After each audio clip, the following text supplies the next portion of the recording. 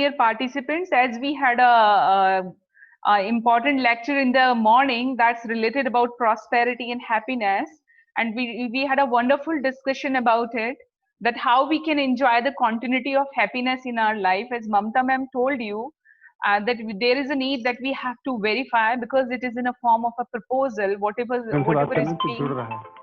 is being discussed with you, it is in a form of a proposal only, that you have to verify. So many questions asked to you, and we are expecting that you have to verify within yourself for the correct answer, and you ask the question if you have any problem at the end of the session.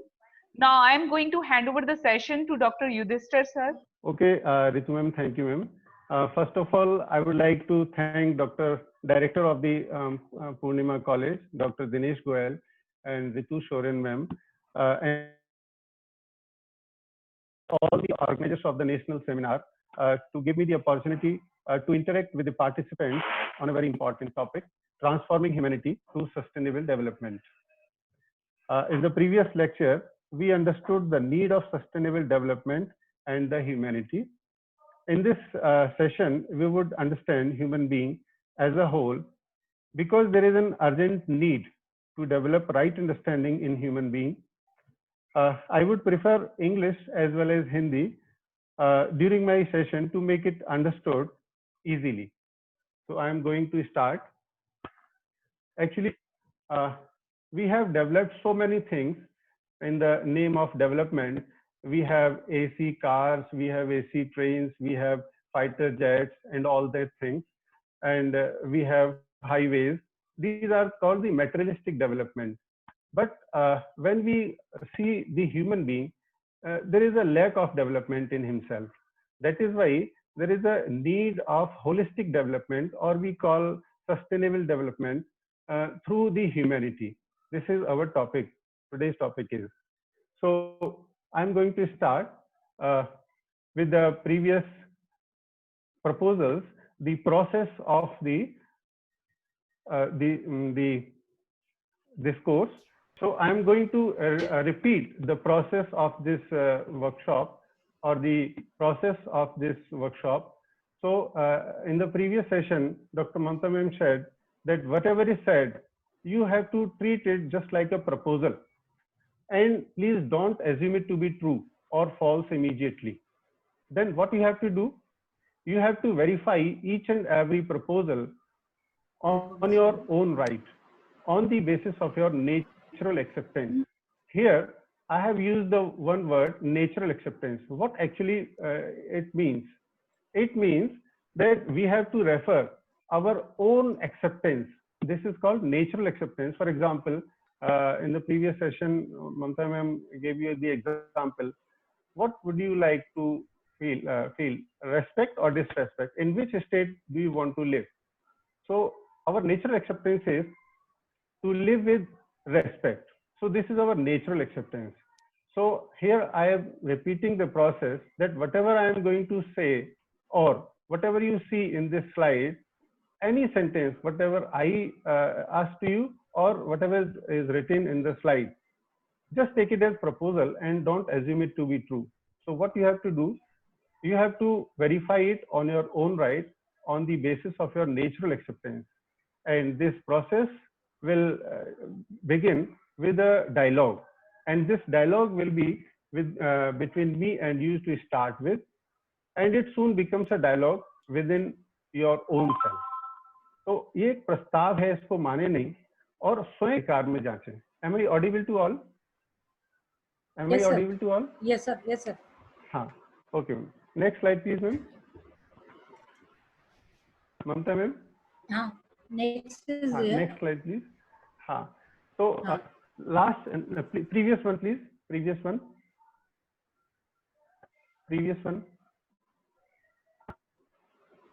हाँ. तो ये बताया था starting में कि what is the basic aspiration of all human beings? All human beings here means all the 700 crore people in the world. So the basic aspiration of human being is to continuous happiness and prosperity. So first of all, we would like to understand what is happiness. First of all, Next slide, please, ma'am. Next is there. So here are some proposals. Here are some proposals about the happiness. So first sentence is written as the state or situation in which I live.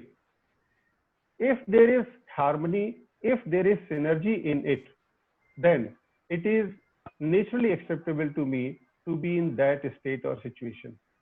Means ऐसी situation, ऐसी condition जिसमें मुझे जीना हमेशा पसंद है, जिसमें कोई disharmony नहीं है, जिसमें कोई कॉन्ट्राडिक्शन नहीं है, जिसमें कोई कलह कलेश नहीं है, ऐसी सिचुएशन में मैं हमेशा रहना पसंद करता हूँ. तो to be in a state of harmony और synergy is happiness. That is why it is termed as happiness is equals to be in harmony. So this is called happiness. Now the question rises, how this happiness can be continued? So we have to understand these 4 levels of our human being. First one is we have to understand ourselves as an individual human being. Next, we have to understand all the family members, means I am to understand my family, and then the society and nature and existence. So I am to understand the harmony at all 4 levels of my living, because I am knowingly or unknowingly living on these 4 levels. Next slide. So first of all, I am going to discuss what is human being.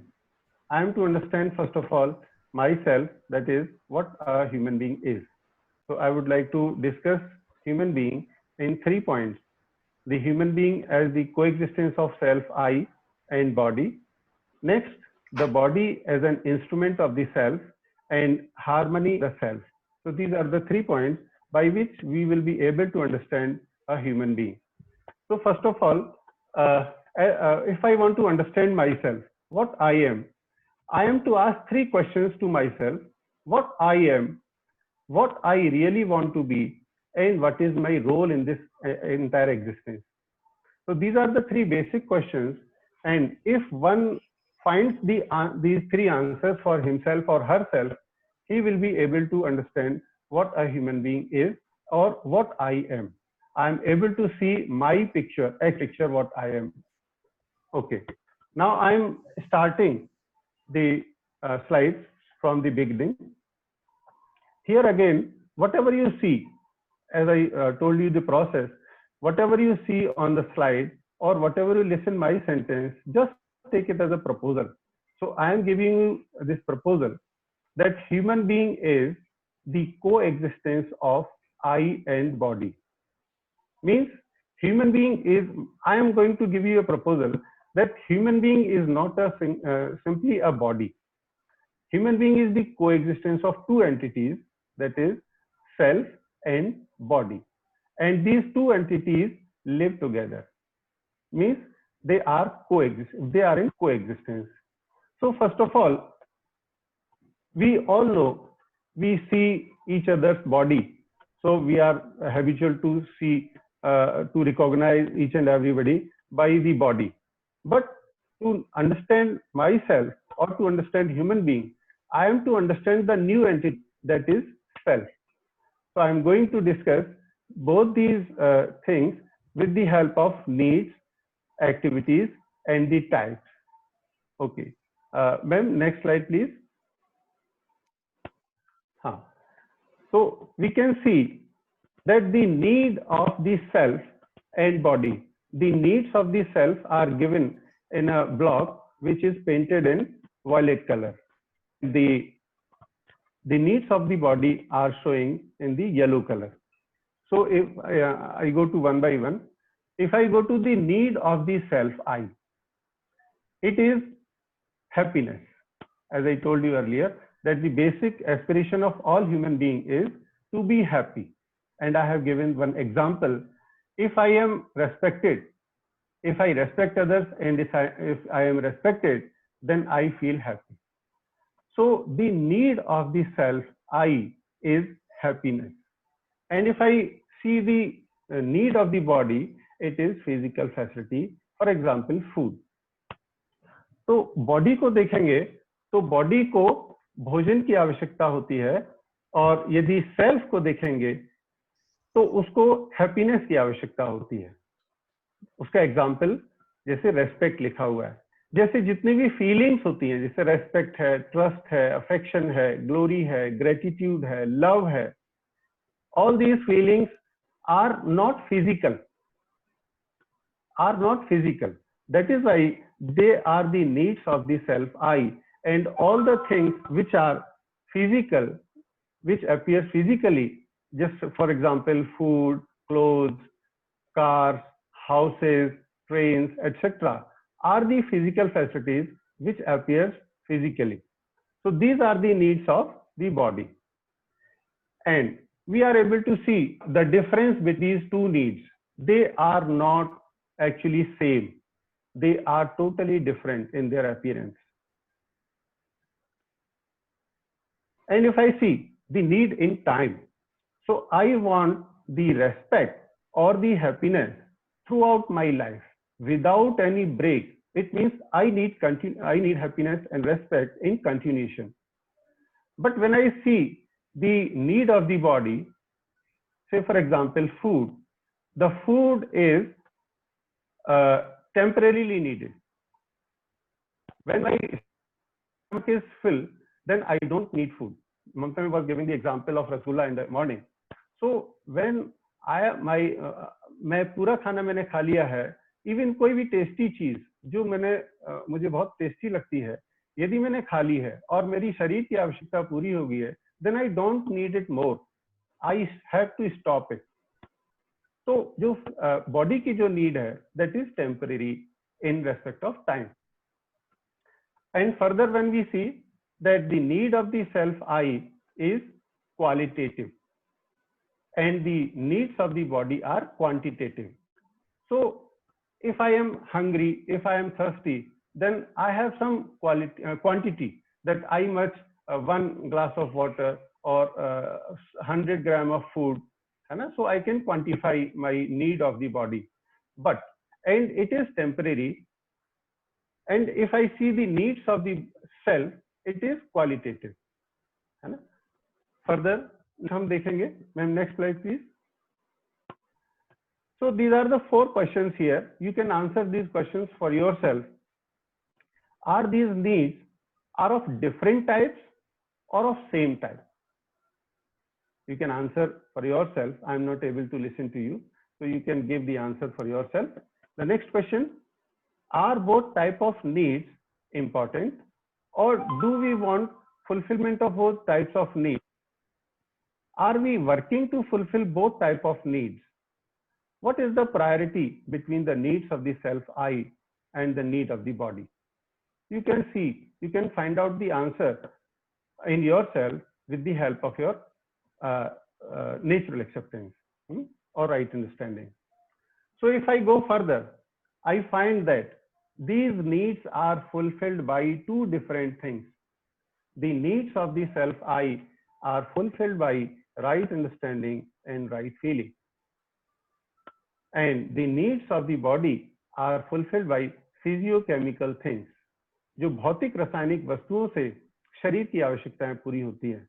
Say for example, in winter we need woolen clothes, and in summer we don't need woolen clothes. So the needs of the body are temporary in nature, temporary in time. They are quantitative and they are fulfilled by physicochemical things. On the other hand, when I see the needs of the self I, they are continuous in time, they are qualitative, and are fulfilled by the other thing, that is right understanding and right feeling. So these needs are not same. That is why my proposal was the human being is the coexistence of self I and body. Further, when we see that the needs of the body cannot be fulfilled by right understanding, right feelings alone. I can give you one example.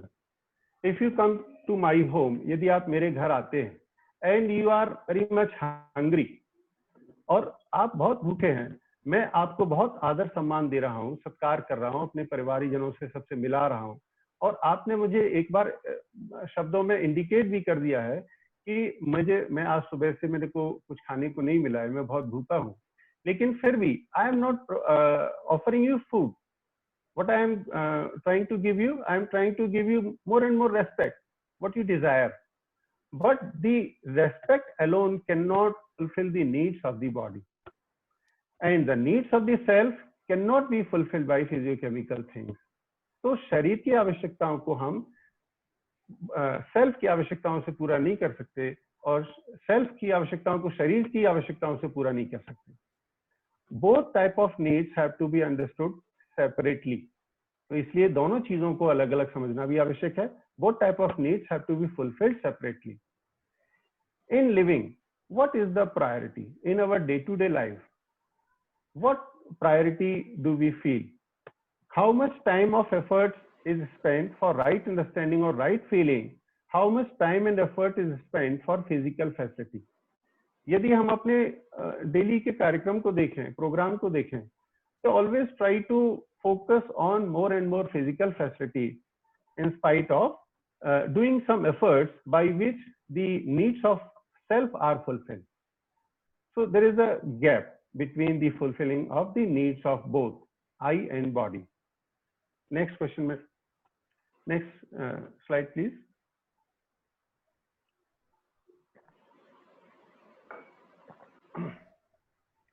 तो जैसे कल के सुबह के session में मैंने दिखाया था कि the basic aspiration is fulfilled by three things: right understanding, relationship and physical facility. तो उसमें भी हम देखेंगे these two things, right understanding and relationship, are the needs of the self I, and only physical facility is the need of the body. तो जो तीन चीजों की हमको मूलभूत आवश्यक थी, राइट अंडरस्टैंडिंग, रिलेशनशिप और फिजिकल फैसिलिटी, उसमें भी हम देखेंगे कि 2/3 of the needs are needed for the self and only 1/3 is needed for the body. But our more and more efforts are towards the physical facility. That is why there is a gap between the sustainable development or holistic development, what we are trying to understand right now. Now, if we go further, if I want to understand myself or the human being, I am to see the activity of both these entities.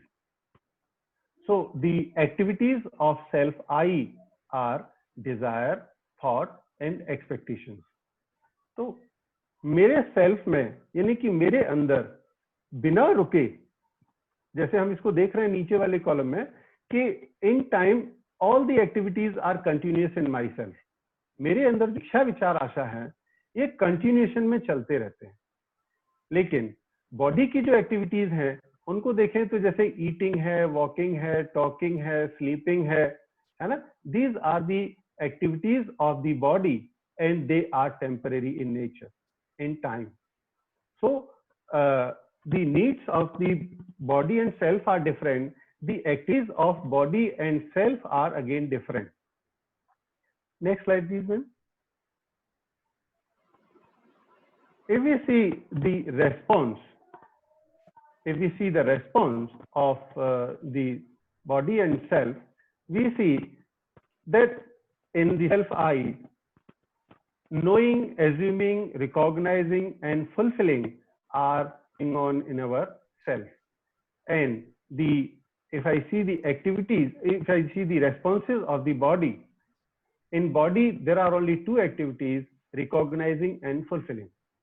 I can give you the example so that you can understand it. जैसे body, previous slide ma'am, previous please, previous slide, previous one. हाँ, तो self की अंदर जो जानना, मानना, पहचानना, निर्वाह करना हो रहा है और शरीर में केवल पहचानना और निर्वाह करना हो रहा है, इसका एक एग्जांपल हम इस तरह से समझ सकते हैं कि जैसे बॉडी को बताया कि body is a material thing and self is the conscious part. तो बॉडी की जो नीड्स हैं, they are physical facilities and they are fulfilled by physical, they are fulfilled by physiochemical things.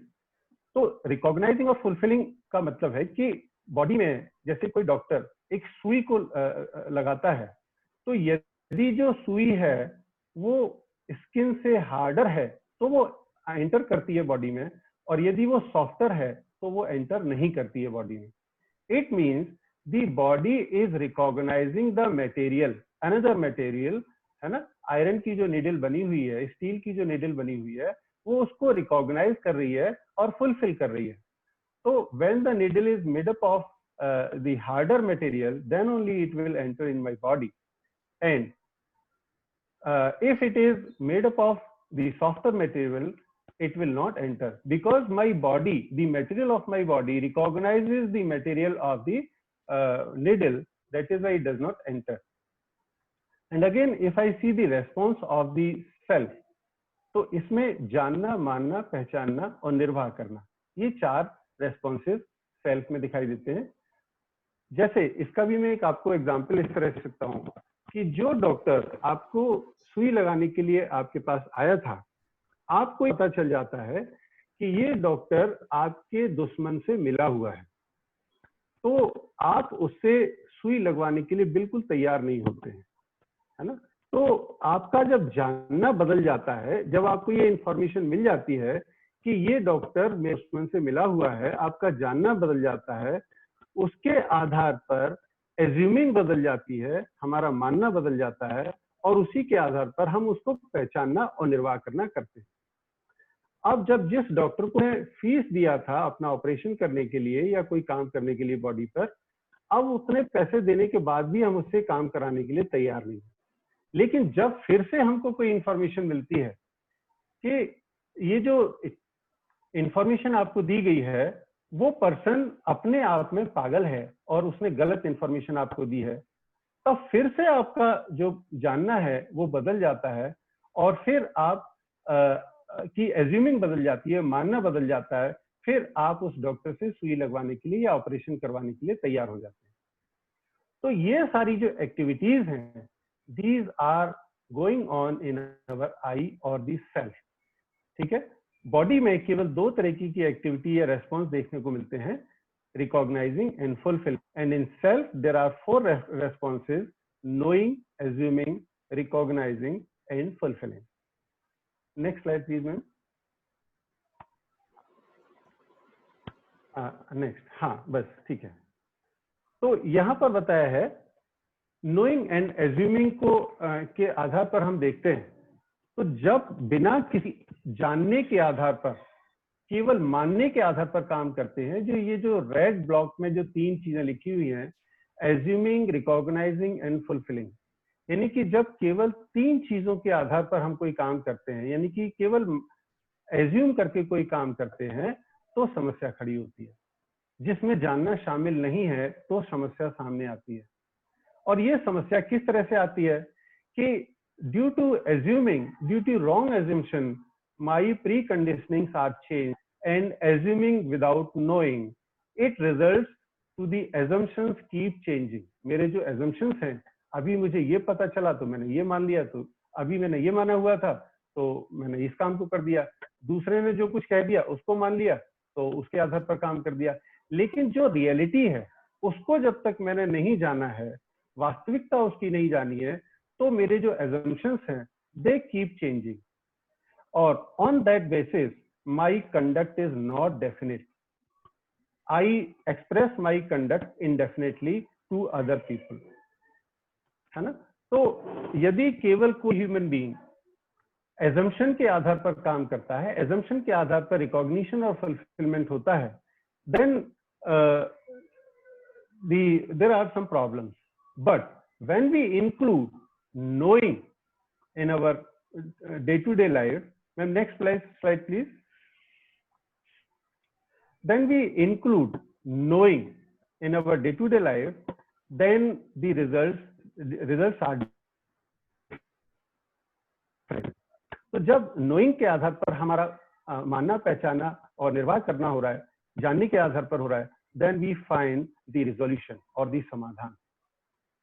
तो जब नोइंग के आधार पर हम काम कर रहे हैं, तो नोइंग थ्रू सेल्फ वेरिफिकेशन जब हम काम कर रहे हैं, knowing through self verification and natural acceptance के अकॉर्डिंग काम कर रहे हैं, on the basis of natural acceptance and on the basis of living accordingly, assumptions are definite and I express my definite conduct. So this is called the resolution or samadhan. That is why the knowing or the knowing of the reality, each and everything is important for all human beings. Next slide please. हाँ, मैं ये कह रहा था कि केवल मानने के आधार पर जब हम काम कर रहे हैं तो it creates problem in the life of human being, because pre conditioning के आधार पर हम मान लेते हैं कुछ, और जब मानने के आधार पर जो हमारे एजम्पशंस हैं वो चेंज होते रहते हैं और हमारा जो कंडक्ट है वो डेफिनेट नहीं रहता है।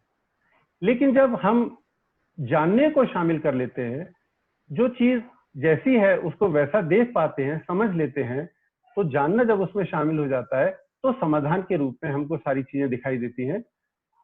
तो इस कह रहे हैं ये जो प्रॉब्लम है इसको राइट एजुकेशन एंड संस्कार से हम अपने अंदर रेजोल्यूशन क्रिएट कर सकते हैं।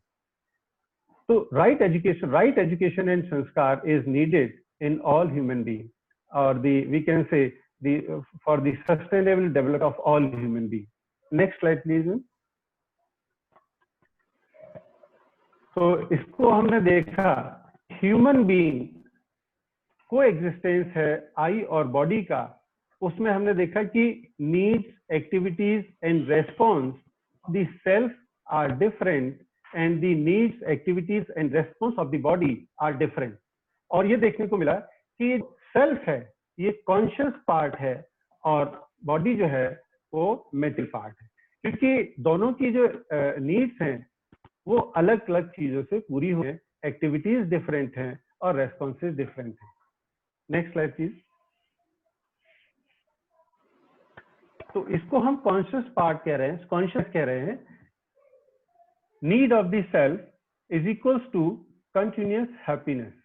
तो जो आवश्यकता है सेल्फ की, जिसको हम शुरू से कह करके चल रहे हैं, that the need of human being or the basic aspiration of human being is continuous happiness, and this is the need of the consciousness, and this need is fulfilled by right understanding and right feeling in the self, and this is the activities of consciousness. ये जो yellow block में जो लिखा हुआ है ना, this is called the body. And the need of the body are physical facilities, and the physical facilities are material in nature. And these need of the body are fulfilled by physico-chemical things, and they are also material in nature. That's why we can say, or we can understand human being as the human being is the coexistence of I and body. Next slide. So in sum up, I would like to say that human being is the coexistence of self and body. Self is consciousness. Its needs are feelings like happiness, and these needs are fulfilled by right understanding and right feeling. तो जैसा मैंने example दिया था कि यदि हम भूखे हैं या हमारे पास पहनने के लिए कपड़ा नहीं है, हम ठंड लग रही है लेकिन वुलन क्लोथ्स नहीं है, तो मैं कितना भी किसी व्यक्ति का सम्मान करता हूं, उसको फिजिकल फैसिलिटी से बॉडी की नीड बिना फिजिकल फैसिलिटी से पूरी नहीं हो सकती। लेकिन यदि किसी व्यक्ति को मैं भोजन दे रहा हूं, लेकिन भोजन देते समय मैंने एक सेंटेंस बोल दिया कि लो तुम्हें तो खाना मिलता ही नहीं है, तुम रोजाना मेरे यहाँ आ जाते हो, लो खाओ, तो बॉडी की नीड्स तो मैंने पूरी की, लेकिन इसमें सेल्फ की नीड पूरी नहीं हुई। इसलिए हमको कितनी भी भूख लगी हुई है लेकिन हम खाना खाने के लिए तैयार नहीं होते। So with the help of this example, we can understand the human being is the coexistence of two different entities, and the needs, activities, and responses, and also the type of both these things are different. body is material, its needs are material like food, and these needs are fulfilled by material, that is physiochemical things. The needs of consciousness cannot be fulfilled by material, जैसा मैंने आपको example दिया. The needs of material, or we can say body, cannot be fulfilled by consciousness alone. Like if I express my sincere feelings to anybody, but if he is hungry or thirsty, the need of the body cannot be fulfilled by these feelings. Next, the recognition and fulfillment of the body is definite. तो शरीर को जब हम देखने जाएंगे तो शरीर की जो रिकॉग्निशन एंड फुलफिलमेंट की जो एक्टिविटी है वो डेफिनेट है. यदि मेरे हाथ पर बर्फ रखी हुई है तो मुझे ठंडा फील होगा ही होगा, या बर्फ से मेरे हाथ को नुकसान होगा ही होगा. तो बॉडी की जो रिकॉग्नाइजिंग एंड फुलफिलिंग की जो चीज है वो डेफिनेट है. लेकिन the recognition and fulfilment in the self is on the basis of knowing and assuming. तो सेल्फ जो रिकॉग्निशन एंड फुलफिलमेंट है, it is based on knowing and assuming. तो जैसा मेरा शिक्षा संस्कार है, जैसी मुझे शिक्षा मिली हुई है, वैसा ही मैं काम करता हूँ. यदि मुझे गलत शिक्षा मिली हुई है तो मैं गलत काम करता हूँ, अच्छी शिक्षा संस्कार मिले हुए हैं तो मैं अच्छा काम करता हूँ. चाहे मैं कितना ही अच्छा सुंदर ह्यूमन बीइंग हूँ बॉडीली, लेकिन अच्छे शिक्षा संस्कार नहीं है तो मैं अच्छा बिहेवियर दूसरे के साथ नहीं कर सकता. If the assumption is based on knowing, the assumption is right and the recognition and fulfillment is correct. That is why, and as a result, we see the definite conduct of the human being. And if the assumption is without knowing, the assumption may or may not be right, so the recognition and fulfillment is uncertain, and that is why a human being express indefinite conduct towards other people. So यहाँ इस बात को मैंने यहाँ पर and किया कि human being, ये जो प्रपोजल मेरा था, और देखिए मैं बार बार कह रहा हूँ, स्टार्टिंग से फर्स्ट सेशन में भी ये कहा गया था, अभी सेकंड सेशन में भी मैं ये रिपीट कर रहा हूँ, that I am given us proposal and what you have to do, the need is to verify it on your own right and verify it on experiential validation. कि यदि आपको उस चीज को दूसरे के साथ व्यवहार, जो मेरा प्रपोजल है उसके साथ जब आप जीने जाते हैं, उस प्रपोजल से दूसरे व्यक्ति के साथ आप कोई कार्य करते हैं और उसका रिजल्ट आपके म्यूचुअल हैप्पीनेस के रूप में मिलता है, तो वो प्रपोजल आपके साथ ठीक है. और जब हम नेचर के साथ उसी प्रपोजल के साथ काम करते हैं और नेचर में भी कोई एडवर्स इफेक्ट नहीं दिखता है, तो वो प्रपोजल मेरे लिए ठीक है और वही प्रपोजल फिर मेरी राइट अंडरस्टैंडिंग बन जाता है. तो इस तरह की प्रोसेस से हम इन सारी चीजों को समझने की कोशिश करेंगे. अभी फर्दर नेक्स्ट स्लाइड. हाँ, तो अब ने समझा कि human being is the coexistence of I and body. उसको हमने needs, activity, types and responses के बेसिस पर देखा कि दोनों ही अलग अलग हैं और एक एंटिटी की जो आवश्यकताएं हैं दूसरे की आवश्यकताओं से पूरी नहीं हो सकती. एक्टिविटीज भी डिफरेंट हैं. तो इस तरह से हमने बेसिक ह्यूमन बीइंग को समझा. अभी हम देखेंगे कि बॉडी का क्या रोल है.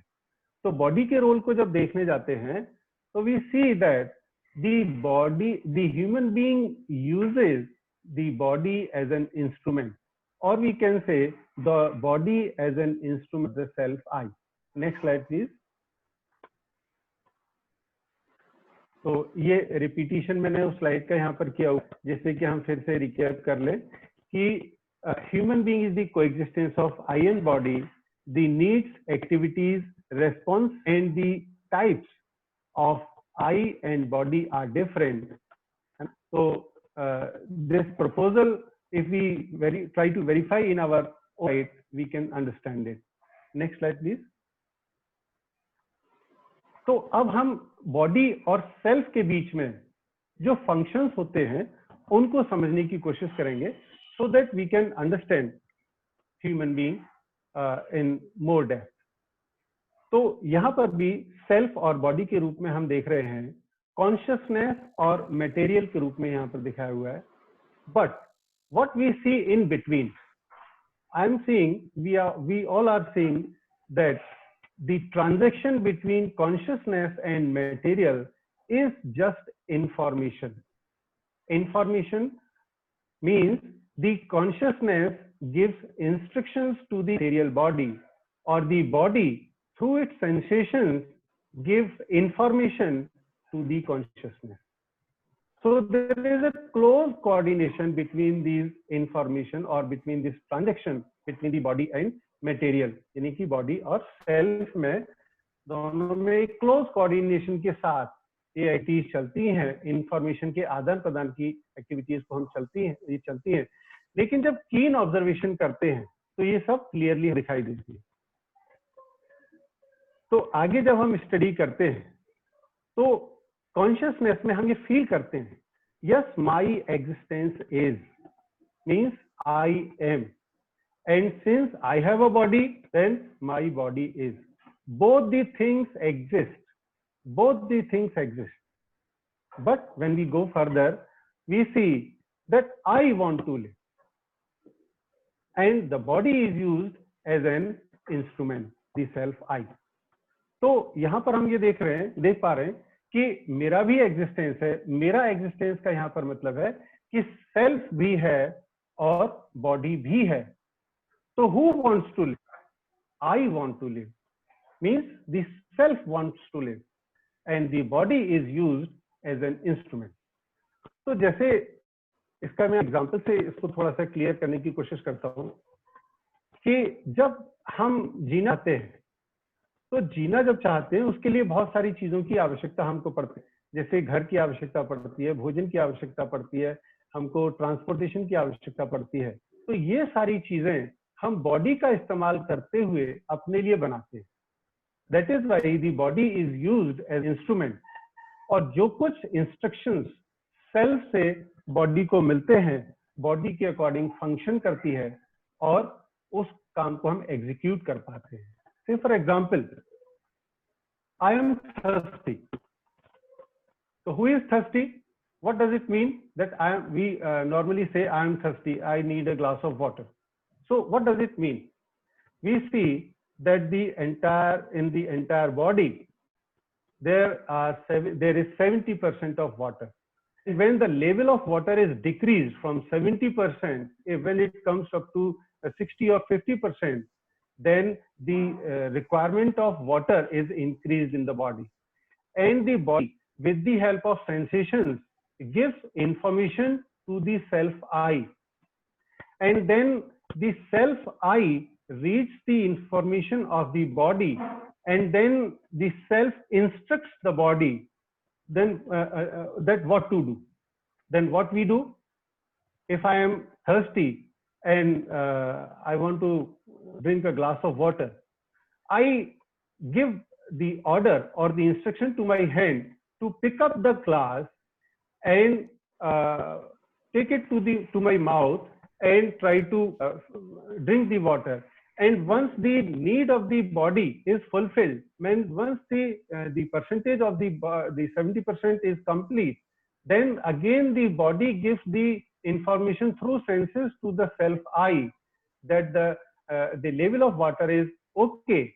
And again the self gives instructions to the body and we stop drinking water.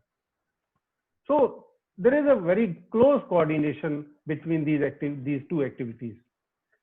तो इसको कहा कि सेल्फ बॉडी को इंस्ट्रक्शन दे रहा है और बॉडी सेल्फ को सेंसेशंस के थ्रू इंफॉर्मेशन दे रही है. तो ये आदान प्रदान दोनों के बीच में. तो यहाँ तक हम समझे, I am, my body is, and I want to live, my body is used as an instrument.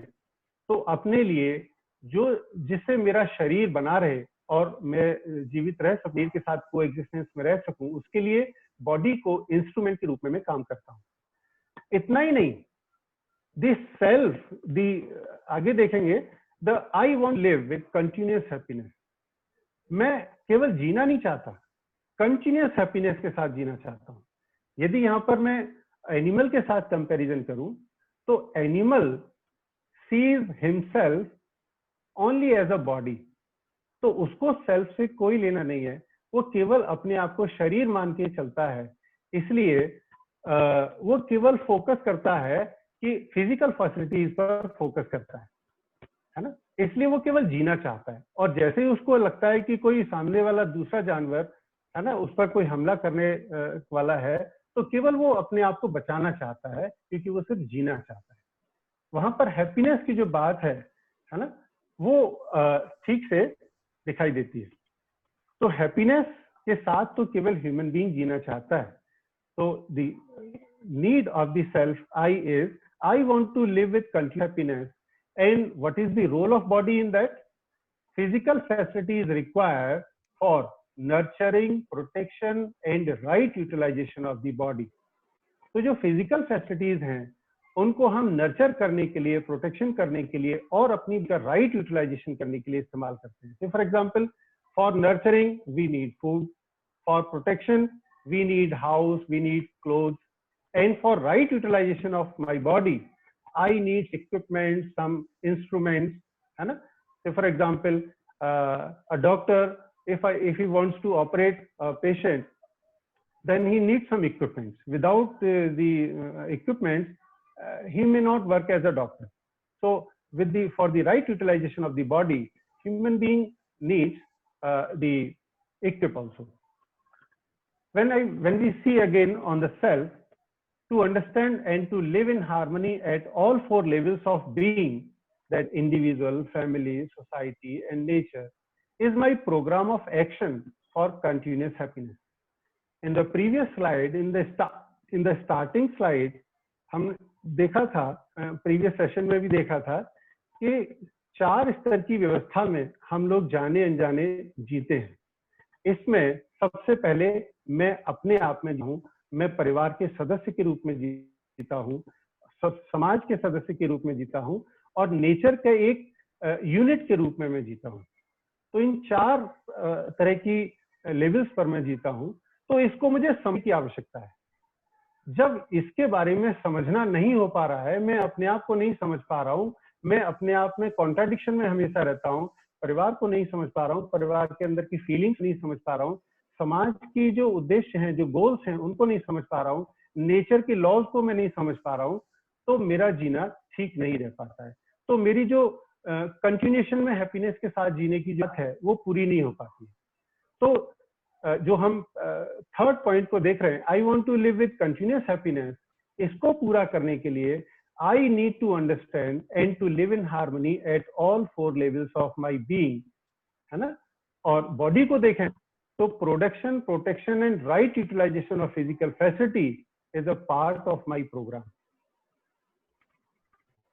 तो बॉडी को देखें तो बॉडी का क्या इस्तेमाल है कि ये सारी चीजों का अपनी कंटिन्यूअस हैप्पीनेस को बनाए रखने के लिए बॉडी को कुछ नहीं, ये प्रोडक्शन करना पड़ेगा, कुछ उसका प्रोटेक्शन करना पड़ेगा, जिससे कि बार बार बुखार, खांसी, इस तरह की तबीयत खराब ना हो, और बॉडी का राइट यूटिलाइजेशन करना पड़ेगा। तो ये सारी चीज बॉडी के पार्ट पर हम लोग देखते हैं।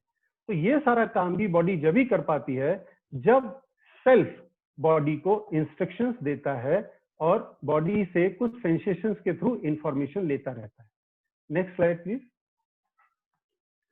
नेक्स्ट स्लाइड में, हाँ, लास्ट में मैं यहाँ पर यही कहना चाहता हूं, आई am the doer and I am the enjoyer. मैं ही दृष्टा हूं, मैं ही करता हूं और मैं ही भोगता हूं। और बॉडी में देखें तो I use the body as an instrument for fulfillment of my program. So how I am seer, how I am doer, how I am enjoyer? क्या बॉडी डूअर है, क्या बॉडी एंजॉयर है, या क्या बॉडी सीयर है? इसको यहाँ पर देखने की बात है। तो जब कभी हम किसी चीज, यहाँ पर सीयर का मतलब है, दृष्टा का मतलब है कि जो देखने वाला है वो तो सेल्फ है। बॉडी में जो 2 आईज हैं, they work as an instrument for the self I. तो जैसे यहां पर मैं एक एग्जांपल आपको देना चाहता हूं। जैसे आजकल कॉलेज में, ऑफिसेज में बहुत सारे सीसीटीवी कैमरा हम लोग इंस्टॉल करा लेते हैं। तो सीसीटीवी कैमरा जहां जहां पर लगा हुआ है उसका सबका कनेक्शन एक जगह पर जाकर के फिट होता है, और उस डिस्प्ले बोर्ड पर जहां पर सारे सीसीटीवी कैमरा का डिस्प्ले हो रहा है वहां पर मतलब एक व्यक्ति बैठता है जो उन सारी एक्टिविटीज को देखता है।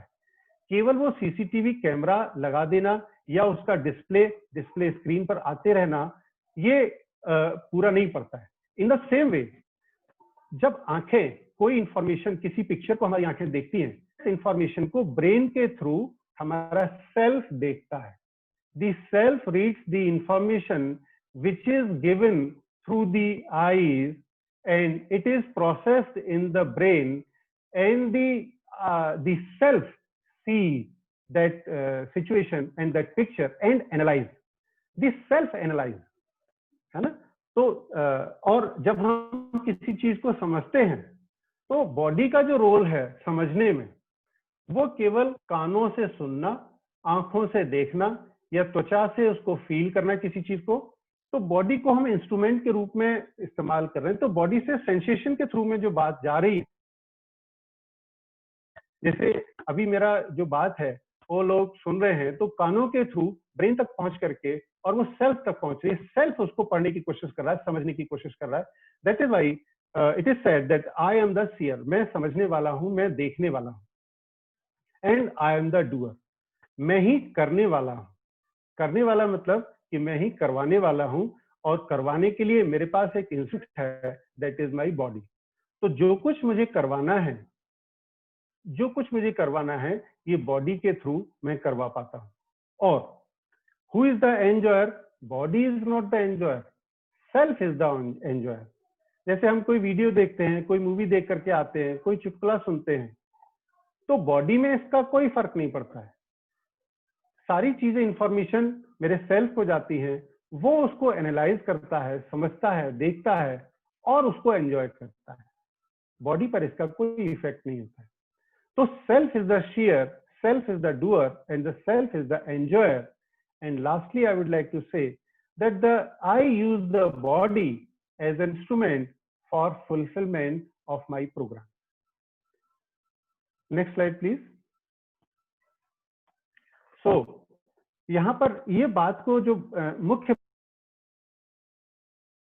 बात इसमें ये है that self is the central to human existence, the body is an instrument of the self I. तो जो सेंट्रल पार्ट है ह्यूमन बीइंग का, that is self. Body is used as an instrument, है ना। तो जो सारी बातें हैं, जो सारा समझना, जानना, देखना, एनालाइज करना, विचार करना, जो सारा कुछ हो रहा है वो हमारे सेल्फ में हो रहा है। Next slide please ma'am. तो यदि इस चैप्टर को मैं कंक्लूड करता हूं तो इसमें ये देख पाते हैं हम लोग, the self is the seer, doer and enjoyer, it is central to human existence. The need of the self is continuous happiness. और इस बात को तो हम शुरू से कह करके चल रहे हैं that the need of the self is continuous happiness। और इसी के लिए आप देखिए, जैसे मैंने आपको कहा कि दुनिया के 700 करोड़ लोग, चाहे वो 1 साल का बच्चे से लेकर के हम 150 साल के व्यक्ति तक की बात करें, यदि कोई जीवित रह सके 150 साल तक, और 700 करोड़ लोगों की बात करें जिसमें बच्चे भी इंक्लूडेड हैं, बुजुर्ग भी इंक्लूडेड हैं, है ना, और यंग पर्सन भी इंक्लूडेड है। Everybody wants to live with continuous happiness. And this continuous happiness is possible through the right understanding, and right understanding is possible through right education and sanskar. That is why if I do all these activities for myself, then only I can have the sustainable development in myself, I can have the holistic development in myself. तो केवल physical facilities का development कर लेना आदमी के लिए पर्याप्त नहीं पड़ता है। उसके लिए, जैसे प्रीवियस सेशन में बताया था, कि फिजिकल फैसिलिटीज के साथ साथ संबंधों की भी आवश्यकता है और सही समझ की भी आवश्यकता है। ये तीनों चीज के बड़े गोले में रहने के बाद ही आदमी अपने आप में तृप्त हो पाता है, इससे कम में तृप्त नहीं हो पाता है, और उससे कम में उसकी कंटिन्यूअस हैप्पीनेस का कोई सवाल ही पैदा नहीं होता है। For this, the program of self is to understand harmony and to live in harmony at all these four levels of his living. तो यहाँ पर हम ये कहने की कोशिश कर रहे हैं, हम ह्यूमन बीइंग को इसलिए बताने की कोशिश कर रहे हैं कि ह्यूमन बीइंग ही बेसिक यूनिट है इस पूरे एंटायर एग्जिस्टेंस की, बेसिक यूनिट है जो कि इस एग्जिस्टेंस को, नेचर को, परिवार को, समाज को, हर स्तर को, हर लेवल पर समझने की कोशिश कर सकता है और उस समझने के आधार पर हार्मनी पूर्वक रह सकता है। तो इस चारों स्तर की हार्मनी को हमको समझना है और जीना है। इसी सीरीज में लोग इंडिविजुअल लेवल पर ह्यूमन बीइंग को यहाँ पर समझने की कोशिश हमने की। आगे के सेशंस में हम लोग फैमिली को समझने की कोशिश करेंगे और सोसाइटी को भी समझने की कोशिश करेंगे, नेचर और एग्जिस्टेंस को भी समझने की कोशिश करेंगे। तो production and protection and right utilisation of physical facility is a part of my programme, जैसा हम अपने प्रीवियस स्लाइड्स में देख चुके हैं। And the body is used as an instrument of the self. The transaction between self and body is only in the information, in the form of information. ठीक है, अभी हम अपने आप में, अभी तक हम लोगों ने देखा कि ह्यूमन बीइंग क्या है, तो समझ में आया human being is the coexistence of I and body. Body को जब देखने गए तो बॉडी तो केवल सेल्फ का इंस्ट्रूमेंट है और जो कुछ भी डेवलपमेंट हो रहा है ये हमारे सेल्फ में हो रहा है। बॉडी में तो जो डेवलपमेंट जिसको हम कह रहे हैं वो तो उसकी ग्रोथ के रूप में, उसकी फेयरनेस के रूप में, उसके साइज के रूप में हमको देखने को मिलता है। लेकिन जो रियल डेवलपमेंट जो आवश्यक है, that is needed in the self I.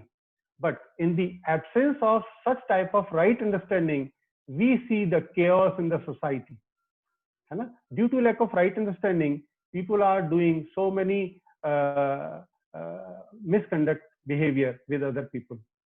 So that is why self is to be developed.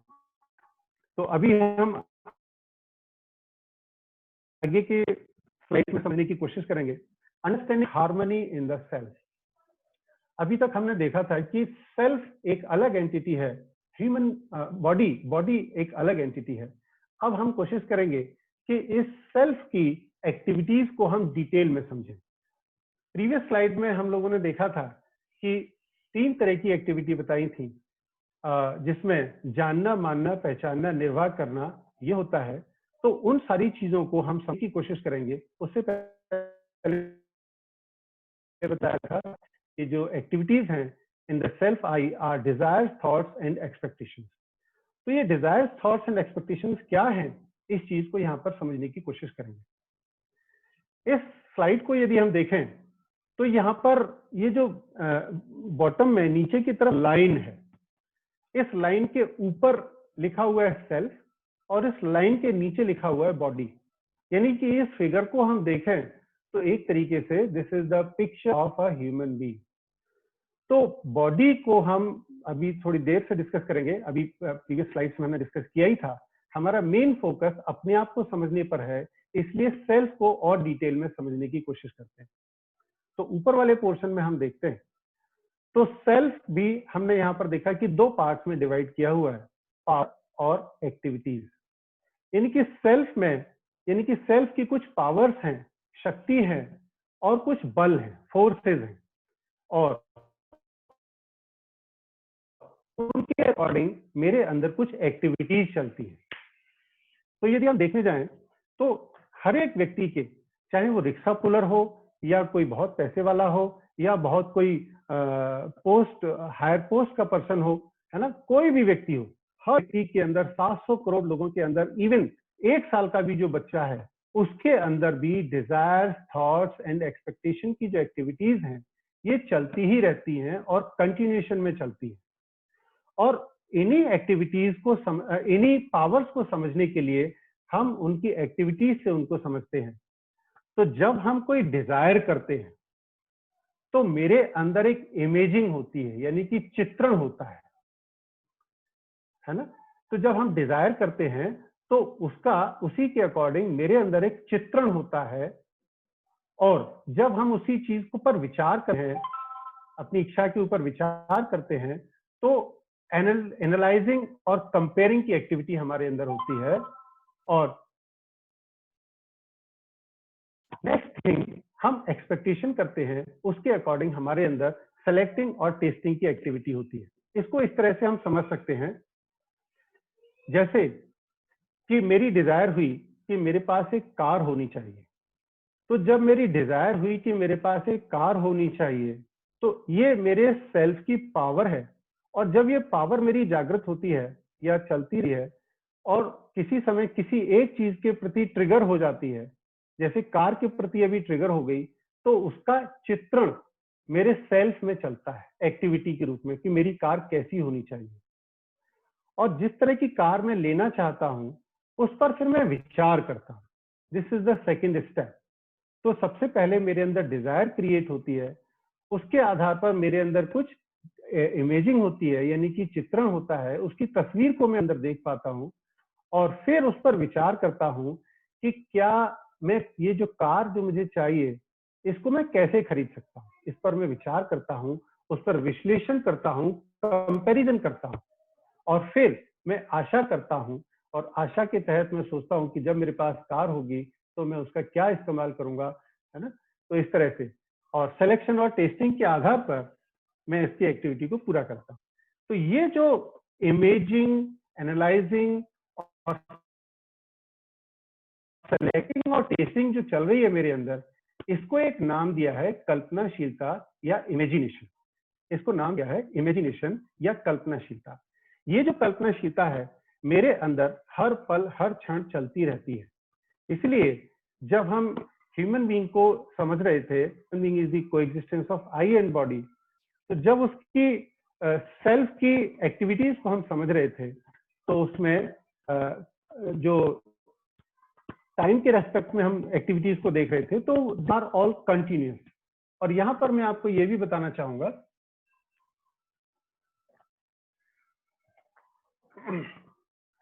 that these activities are not stopped when even I am sleeping।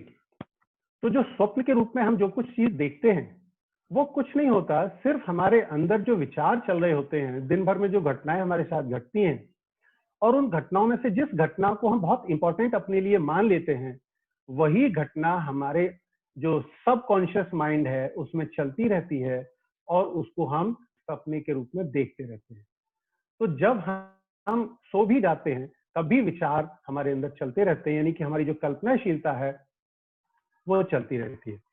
तो ये जो कल्पनाशीलता है या जो हमारा डिजायर है, अब हम यहाँ पर ये समझने की कोशिश करेंगे कि हमारी जो डिजायर्स है वो कैसे क्रिएट होती है हमारे अंदर। Next slide please ma'am, Mamta ma'am, next slide please. तो नेक्स्ट स्लाइड, नेक्स्ट।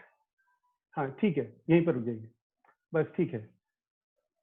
तो जो डिजायर्स हमारे अंदर हैं जो क्रिएट होती हैं, तो सबसे पहला जो सोर्स है, there are 3 different sources by which the desires are created in my self.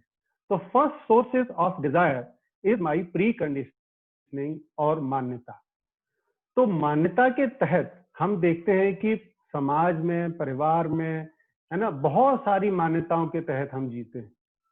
तो बहुत सारी मान्यताओं में जब मैं जीता हूं, दूसरे को कोई काम करते हुए देखता हूं, तो वो मेरी भी मान्यता बन जाती है और उसी के अकॉर्डिंग मैं काम करना चाहता हूं। तो जैसे मैंने अभी प्रीवियसली एग्जांपल कार का लिया, तो कार को जब हम देखते हैं तो अभी तक मेरी डिजायर नहीं हुई थी, लेकिन जब मैं दूसरे को देख रहा था कि उसके पास एक बहुत अच्छी चमचमाती कार है और से फॉर एग्जाम्पल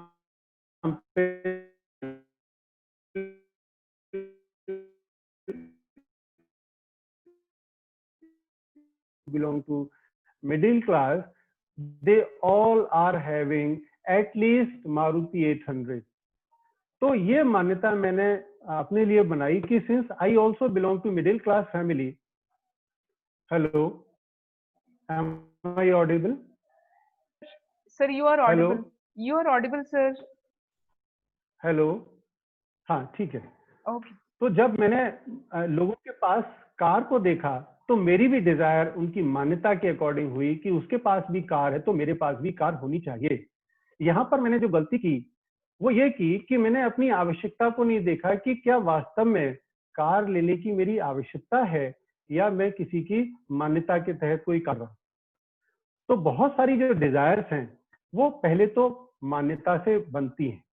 तो first sources of my desire is pre conditioning and the second source of my desire is my sensation. Sensation कैसे? I can give you one example. जैसे if I went to my friend's house, I saw there was a very comfortable sofa. और मैं जब उस पर बैठा तो मुझे बहुत आराम मिला उस पर। तो मेरे सेंसेशंस के थ्रू सेल्फ को इंफॉर्मेशन पहुंची कि ये जो सोफा है it is far better than the sofa at my house. तो सेंसेशन ने मेरे अंदर एक डिजायर क्रिएट की कि भाई सोफा होना चाहिए तो ऐसा होना चाहिए, है ना।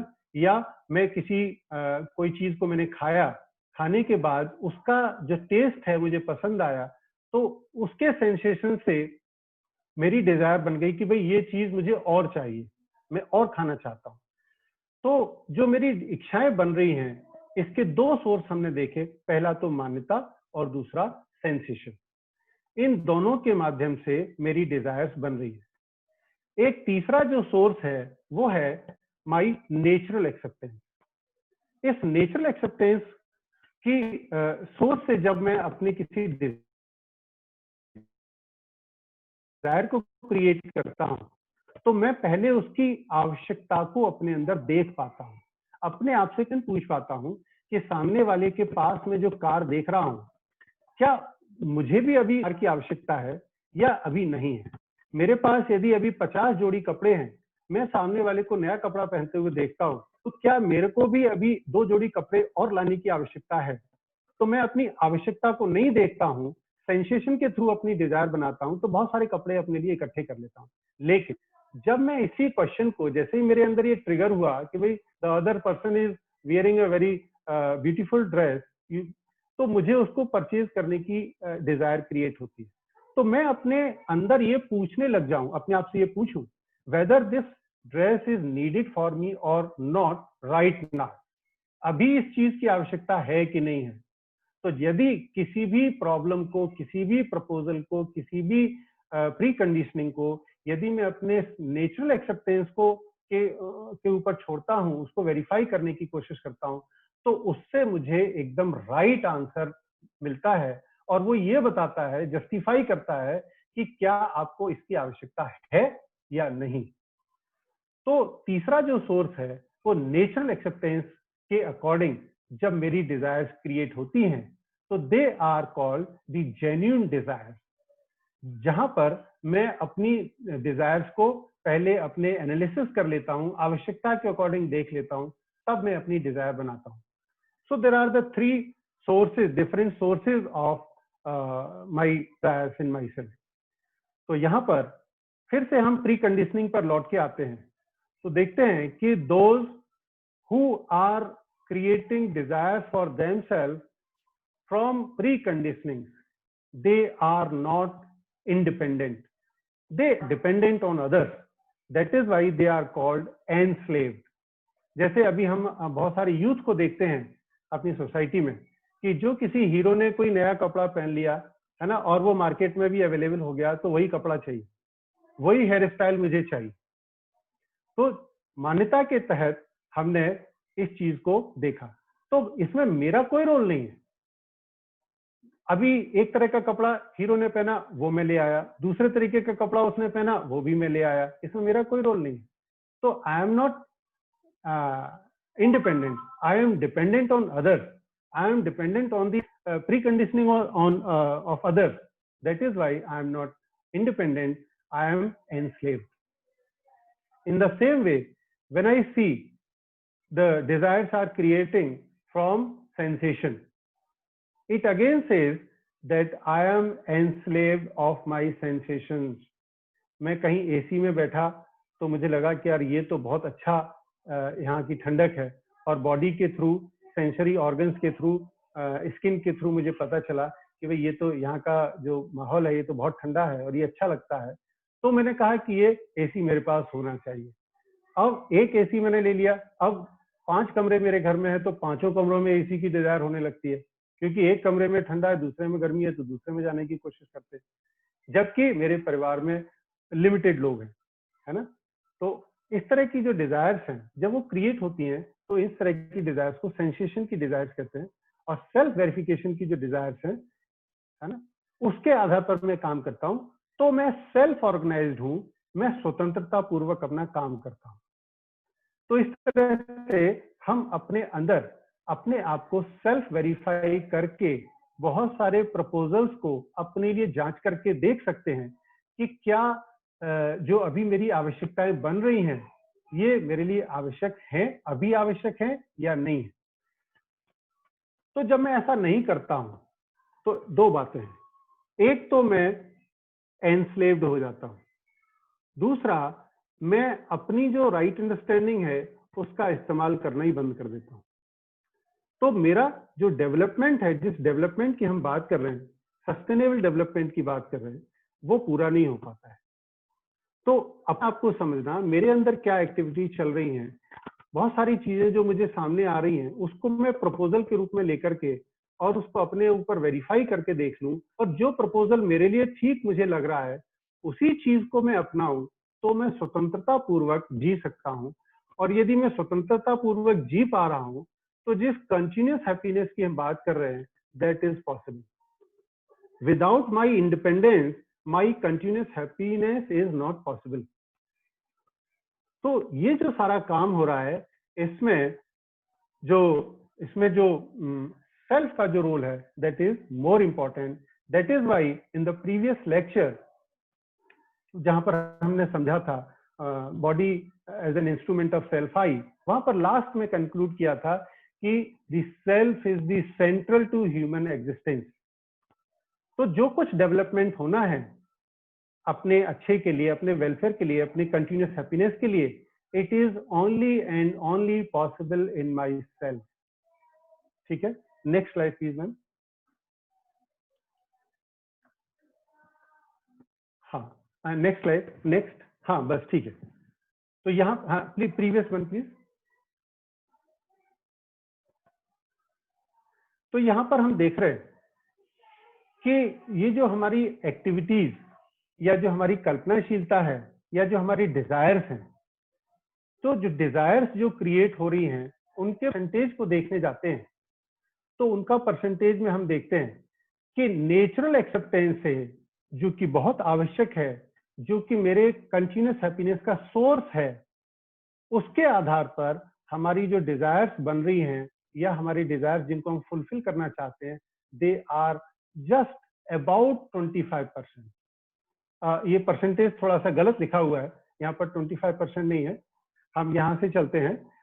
65% जो डिजायर्स हैं दे आर डेवलप्ड और क्रिएटेड विद प्री कंडीशनिंग, है ना। और ये जो ब्लैक पोर्शन में जो 25 लिखा हुआ है, तो this is 25% desires are created with sensation, and rest of the percentage means 10% are desires which are created through my natural acceptance. लेकिन जब तक हम अपने नेचुरल एक्सेप्टेंस को रेफर नहीं करते हैं तब तक हम एनस्लेव्ड रहते हैं, हम दूसरे के ऊपर डिपेंडेंट रहते हैं। तो इसके आधार पर हम देखें तो हमारा डेवलपमेंट है ही नहीं। तो यहां पर जो बात कहने की कोशिश की जा रही है कि we all have to live with continuous happiness and the body is used as an instrument and we have to refer in each and every case to our natural acceptance. Whatever is being said in our day-to-day life, whatever we get the proposal from any person, we have to just take it as a proposal and think in myself, whatever whether it is right for me or not right for me. If I do this exercise in myself, then only I can live with continuous happiness. Next slide, please. So I would like to here conclude my session. तो इस ये जो third वाला जो portion था उसको यदि sum up करने जाते हैं तो देख पाते हैं कि the self has activity of desire, thoughts and expectation together called imagination. This is going on continuously.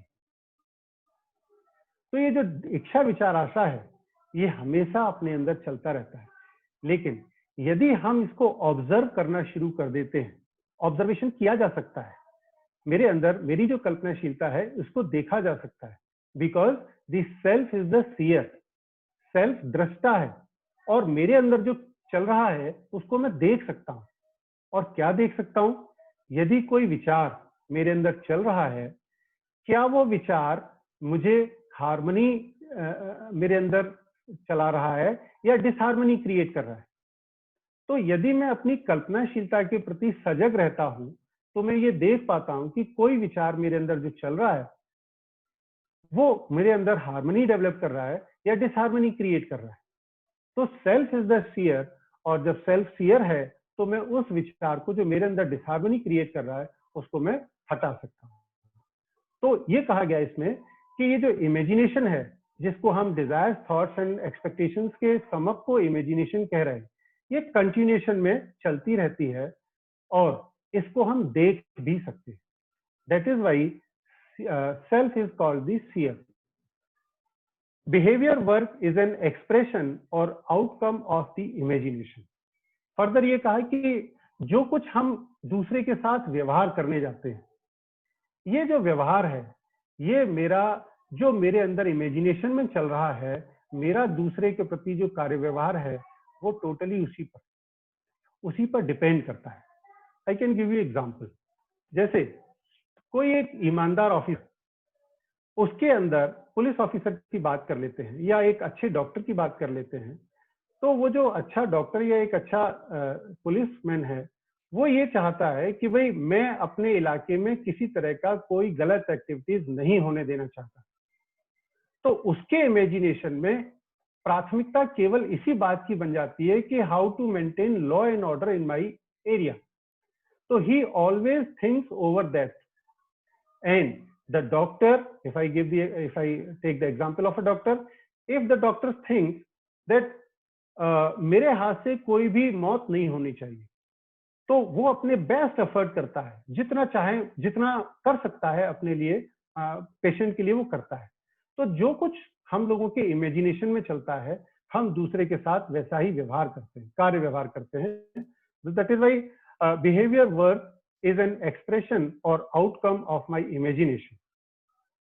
Imagination is motivated by preconditioning, sensations and natural acceptance. इसको हमने देखा कि परसेंटेज वाइज भी हमने देखा, और आप लोग अभी मेरे से बात नहीं कर पा रहे हैं, केवल मुझे सुन पा रहे हैं, तो अपने अंदर ये देख सकते हैं कि अपने अंदर बहुत सारी जो डिजायर्स हैं उनकी हम एक लिस्ट बना सकते हैं.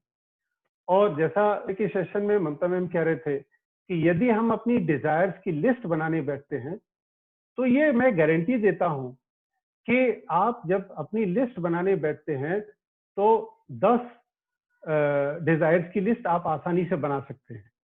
20 तक पहुंचते पहुंचते आपको थोड़ी परेशानी होने लगेगी, आपको सोचना पड़ जाएगा. 30 तक पहुंचने के लिए आपको अपने फैमिली मेंबर्स की हेल्प लेनी पड़ जाएगी, और अबव 30 जब आप जाएंगे तो 50 तक न पहुंच करके आपकी जो पेन है वो रुक जाएगा. लेकिन हम किस मान्यता में जी रहे हैं? That the needs of human being are unlimited. लेकिन जब हम उनको लिखने बैठते हैं तो 50 तक नहीं पहुंच पाते हैं. इसको आप होमवर्क करके अपने लिए देख सकते हैं, है ना. तो ये जो डिजायर्स हैं इनका जो सोर्स मैंने यहाँ पर डिस्कस किया, प्री कंडीशनिंग, सेंसेशन और नेचुरल एक्सेप्टेंस. तो हम इसको ये भी ऑब्जर्व कर सकते हैं अपने अंदर कि ये जो मेरे अंदर आज डिजायर बनी, क्या ये किसी मान्यता का रिजल्ट है या किसी सेंसेशन का रिजल्ट है या मेरी नेचुरल एक्सेप्टेंस का रिजल्ट है. तो फिर मैं अपने अंदर ये जो डायलॉग है मैं अपने अंदर ही अपने आप से पूछ सकता हूँ. मेरे अंदर एक गूगल बैठा हुआ है, गूगल कर सकता हूं उसको, किसी भी प्रपोजल को जो बाहर से मेरे पास आ रहा है. तो ये कहा है कि जो मान्यता भी मेरे सामने जो दिखाई दे रही है उसको भी मैं जब तक न मानूं जब तक कि मैं उसको अपने नेचुरल एक्सेप्टेंस पर वेरीफाई करके नहीं देख लेता. So I discussed 3 different sources of my desires.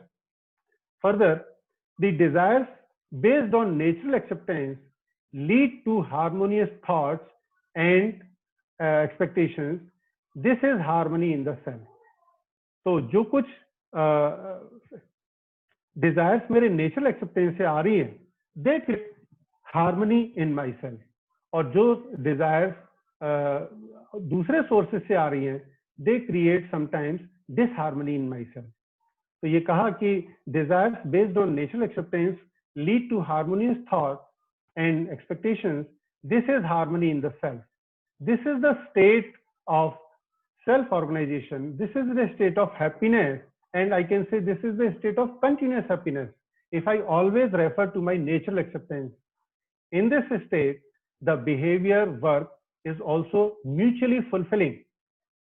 And mutually fulfilling means I remain happy and I make the other person happy. तो जो म्यूचुअल हैप्पीनेस है वो मैं क्रिएट कर पाता हूँ. और सबसे जो अच्छी बात है वो है the my conduct becomes definite. And if my desires are based on pre conditioning और sensation may lead to contradiction in thought and expectations. This is disharmony in the self. तो मैं खुद ये डिसाइड नहीं कर पाता हूँ कि क्या करना है क्या नहीं करना है. ऐसी स्थिति में मैं हमेशा दूसरों पर डिपेंडेंट हो पाता हूँ, और जब दूसरों पर डिपेंडेंट रहता हूँ तो मैं अपने आप में स्वतंत्रता महसूस नहीं कर पाता. So this is disharmony in the self. This is the state of enslavement. This is the state of unhappiness. In this state, the behavior work may or may not be fulfilling, and the conduct is not definite. तो यहाँ पर मुझे यहाँ तक बात रखनी थी. Thank you very much. Yeah, thank you so much. This session was really wonderful. We have learned a lot about self, I, and body, who needs the continuity of respect, and who needs the quality, and who needs the qualitative things. Now we can continue with the next session tomorrow morning at 10 a.m. sharp. And if there is any question from audience side, that let me check. Right now I'm getting feedback from audience that they are well satisfied. Not a single question is being asked yet. So tomorrow we will check. If they ask any question, we will try to reply tomorrow. So tomorrow we will be meeting in the morning at 10 a.m. sharp with a full energy. And I pray to all my participants that you please stay safe, take care of yourself. We will be meeting tomorrow at 10 a.m.